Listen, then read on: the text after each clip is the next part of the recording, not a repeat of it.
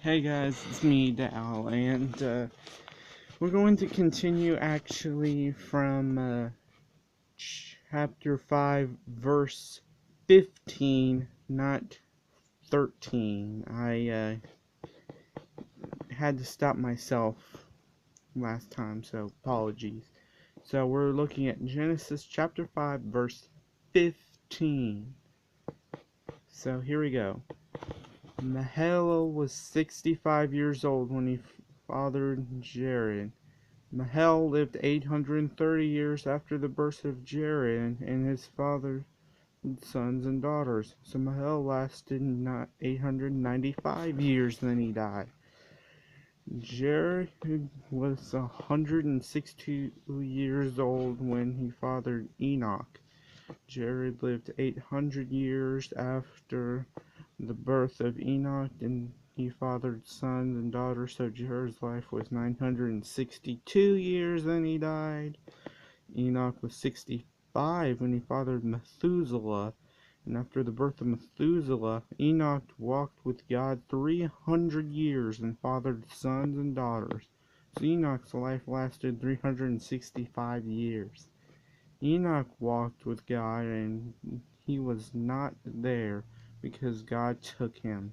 Methuselah was 187 years old when he fathered Lamech. Methuselah lived 782 years after the birth of Lamech, and he fathered sons and daughters. So Methuselah's life lasted 969 years, then he died. Lamech was 182 years old when he fathered a son and named him Noah, saying, "This one will bring us relief from the agonizing labor of our hands caused by the ground the Lord has cursed." Lamech lived 595 years after Noah's birth, and he fathered sons and daughters. So Lamech's life lasted 777 years, then he died. Noah was 500 years old, and he fathered Shem, Ham, and Japheth. When mankind began to multiply on the earth, and daughters were born to them, the sons of God saw the daughters of man were beautiful, and they took any they chose as wives for themselves. And the Lord said, "My spirit will not remain with mankind forever, because they are corrupt. Their days will be 120 years." The Nephilim were on the earth in both those days and afterwards, when the sons of God came to the daughters of man, who bore children to them. They were the powerful men of old, the famous men. When the Lord saw that man's wickedness was widespread on the earth, and that every scheme his mind thought of was nothing but evil all the time, the Lord regretted that he had made man on the earth, and he was grieved in his heart.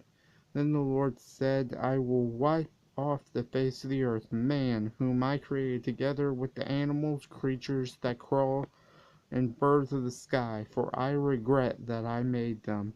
Noah, however, found favor in the eyes of God. These are the family records of Noah. Noah was a righteous man, blameless among his contemporaries. Noah walked with God, and Noah fathered 3 sons, Shem, Ham, and Japheth. Now the earth was corrupt in God's sight, and the earth was filled with violence. But God saw how corrupt the earth was, and for all flesh had corrupted his way on the earth. Then God said to Noah, "I've decided to put an end to all flesh. The earth is filled with violence.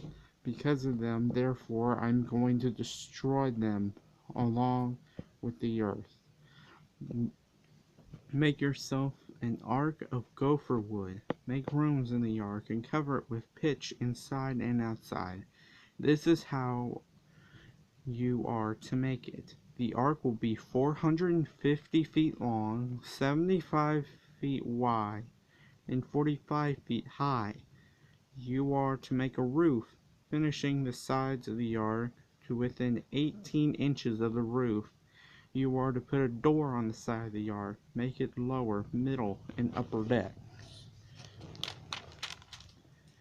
Understand that I am bringing a deluge, floodwaters on the earth to destroy all flesh under heaven, with the breath of life on it.